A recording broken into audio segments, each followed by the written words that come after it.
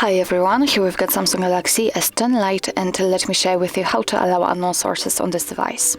So first of all, we have to enter the settings, and now let's scroll down and tap on biometrics and security. Now we have to scroll down again in order to find install unknown apps, so let's tap on it. And as you can see here, we've got the list of apps which are allowed or not allowed to install anything. In order to change it, so for example, in order to allow Chrome to install some content, simply tap on it.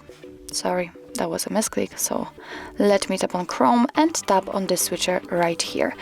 Be aware that you're doing it on your own responsibility, because some third-party apps aren't verified by the developer and may cause some problems, and you may put your own data on the risk.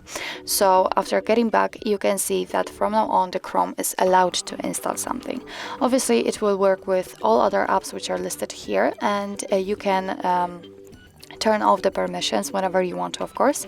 Just tap on the Chrome in my case and tap on the switcher again, and after getting back you can see that the Chrome is not allowed to install anything. So actually that's all. This is how to allow unknown sources in your Samsung Galaxy S10 Lite. Thank you so much for watching. I hope that this video was helpful, and if it was, please hit the subscribe button and leave the thumbs up.